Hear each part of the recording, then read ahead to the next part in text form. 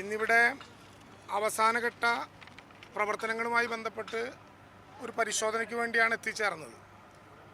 നമ്മുടെ ജനപ്രതിനിധികളും ജില്ലാ കളക്ടറും സ്പെഷ്യൽ ഓഫീസറും ഡിസാസ്റ്റർ മാനേജ്മെൻറ്റിൻ്റെ ഡയറക്ടറും ഒക്കെ അടക്കമുള്ള സെക്രട്ടറിയും ഒക്കെ അടക്കമുള്ള എല്ലാ ഉദ്യോഗസ്ഥന്മാരും നമ്മുടെ ജനപ്രതിനിധികളും municipal chairman, vice chairman, panchayat മെമ്പർമാർ ഉൾപ്പെടെയുള്ള ജനപ്രതിനിധികളും അവിടുത്തെ വീട് ലഭ്യമായിട്ടുള്ള ചില ഗുണഭോക്താക്കളും ഉൾപ്പെടെയുള്ള ആളുകളെ ഈ വരവിൽ വീണ്ടും കാണുകയുണ്ടായി. വളരെ വേഗതയിലാണ് നടപടിക്രമങ്ങൾ നടന്നു പോകുന്നത് എന്ന് നേരിട്ട് കാണാൻ കഴിഞ്ഞു. 289 വീടുകളുടെ വാർപ്പ് ഇതിനകം പൂർത്തീകരിച്ചിട്ടുണ്ട്. 312 വീടുകളുടെ ഫൗണ്ടേഷൻ ഇതിനകം പൂർത്തീകരിച്ചിട്ടുണ്ട്.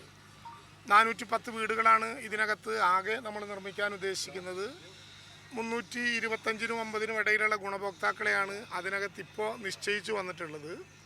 അവർക്കാവശ്യമായിട്ടുള്ള വീടുകളുടെ അലോട്ട്മെൻറ്റുമായി ബന്ധപ്പെട്ട കാര്യങ്ങളിലേക്ക് കടക്കുകയാണ്.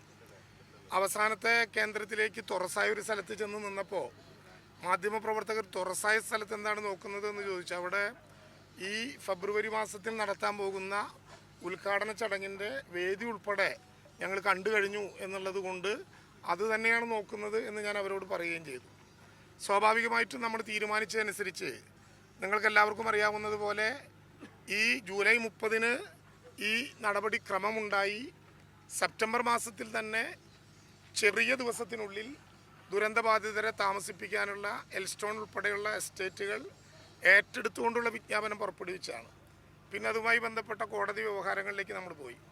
ഏപ്രിൽ 14-ാം തീയതി ഔപചാരികമായി പണമടച്ചുകൊണ്ട് ഏപ്രിൽ 13-ാം തീയതി രാത്രി ഈ സ്ഥലം ജില്ലാ കളക്ടർ പണം അടച്ചുകൊണ്ട് നമ്മൾ ഔപചാരികമായി ഏറ്റെടുത്തു. നിർഭാഗ്യവശാൽ ഏപ്രിൽ മാസം 22-ാം തീയതി തുടങ്ങിയ മഴയാണ്. ഡേറ്റ് വരെ കൃത്യമായിട്ട് എൻ്റെ മനസ്സിൽ ഓർമ്മയുണ്ട്. കാരണം ആ ദുരിതപർവ്വത്തിലൂടെയാണ് നമ്മൾ കടന്നുപോയത്. ഏപ്രിൽ 22-ന് ആരംഭിച്ച മഴ യഥാർത്ഥത്തിൽ ഒന്ന് തോർന്നു കിട്ടുമ്പോൾ നവംബർ മാസമായി. പക്ഷേ ലോകത്തിലെ നിർമ്മാണ പ്രവർത്തനങ്ങളുടെ, കേരളത്തിലെ നിർമ്മാണ പ്രവർത്തനങ്ങളുടെ ചരിത്രത്തിൽ അത്ഭുതകരമായ അടയാളപ്പെടുത്തൽ നടത്തിക്കൊണ്ടാണ് ഇവിടെ നമ്മൾ ഈ പ്രവർത്തനങ്ങൾ മുന്നോട്ട് കൊണ്ടുപോയത്. കൃത്യമായ പ്ലാനിംഗ് ആണ് അതിൻ്റെ അടിസ്ഥാനം. നിങ്ങൾ നിൽക്കുന്ന ഈ സ്ഥലം ഉണ്ടല്ലോ, ഇത് റോഡ് പോലെ കിടക്കുന്നതായതുകൊണ്ട് റോഡാണെന്ന് നിങ്ങൾ തെറ്റിയിരിക്കും. റോഡല്ല, ഇവിടെ വീട് വരേണ്ട സ്ഥലമാണ്. പിന്നെന്തുകൊണ്ടാണ് ഇതിൻ്റെ ഒപ്പം ഇവിടെ വീട് വരാത്തത്? അന്ന് നല്ല കനത്ത മഴയും വന്നപ്പോൾ നിലനിൽക്കുന്ന പ്ലാനിൽ ഞങ്ങളൊരു മാറ്റം വരുത്തി. ഈ വീട് വെക്കേണ്ട സ്ഥലം തൽക്കാലം മെറ്റീരിയൽസ് കൊണ്ടുപോകാനുള്ള റോഡായിട്ട് ഉപയോഗിക്കുകയും അത് കൊണ്ടുപോകാനുള്ള സൗകര്യം ഉണ്ടാക്കി മറ്റൊരു വഴിയിലൂടെ മെറ്റീരിയൽ കൊണ്ടുവരാൻ പറ്റുമ്പോൾ ഇവിടെ വീട് പണിയുകയും, ഇങ്ങനെ ഓരോ ഘട്ടത്തിലും സാധ്യതകൾക്കനുസരിച്ച് പ്ലാൻ മാറ്റിയാണ് 289 വീടുകൾ വാർക്കാനും 312 വീടുകളുടെ ഫൗണ്ടേഷൻ ഇടാനും വേണ്ടി തീരുമാനിച്ചത്. സാധാരണ നിലയിൽ ഒരു വീട് വയ്ക്കുന്ന സമയം പോരാ ഇതിനകത്ത്. ഇതിൻ്റെ സാങ്കേതികത്വം ഞാൻ നേരത്തെ വിശദീകരിച്ചായതുകൊണ്ട് ആവർത്തിക്കുന്നില്ല. 10 അടിയോളം താഴ്ചയിലേക്ക് കുഴിച്ച് അവിടെ നിന്ന് പിന്നെ ഫൗണ്ടേഷൻ ഇട്ട് അങ്ങനെ പ്ലിന്ത് ഏരിയയിലേക്ക് ബീമിട്ട് അതിൽ നിന്ന് 2 നില കെട്ടാൻ പറ്റുന്ന വിധത്തിൽ ഉള്ള സകല സൗകര്യങ്ങളോടും കൂടിയിട്ടുള്ള ഒരു വീട് എന്നുള്ള കൺസെപ്റ്റ് ഉള്ളത് കൊണ്ടാണ് സമയമെടുത്തുകൊണ്ടും ആഴത്തിലേക്കും ഈ കാര്യങ്ങൾ പോകുന്നത്. എന്നിട്ടും കൃത്യമായ പ്ലാനിങ്ങുകളോടെ ഈ പ്രവർത്തനങ്ങൾ മുന്നോട്ട് കൊണ്ടുപോകാൻ പറ്റി. 1700 തൊഴിലാളികൾ ഇപ്പോൾ ഇവിടെ പ്രവർത്തിച്ചു കൊണ്ടിരിക്കുന്നുണ്ട്. ഇനിയും സ്കിൽ ട്രെയിനിങ് ലഭ്യമായിട്ടുള്ള ആളുകളെ കൂടുതലായി റിക്രൂട്ട് ചെയ്യാനാണ് ഇപ്പോൾ ഞങ്ങൾ ആലോചിക്കുന്നത്.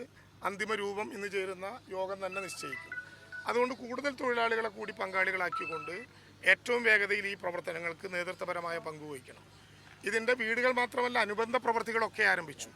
നമ്മുടെ ഡെപ്റ്റ് കേബിളുകൾ, അതുപോലെ തന്നെ ചാലുകൾ, വെള്ളം ഒഴുകിപ്പോകാനുള്ള ചാലുകൾ, ഇതിൻ്റെയൊക്കെ നിർമ്മാണം നടന്നുകൊണ്ടിരിക്കുകയാണ്. ഈ നഗരത്തിൽ 10 STPകൾ, സീവേജ് ട്രീറ്റ്മെൻറ്റ് പ്ലാന്റുകൾ വരും.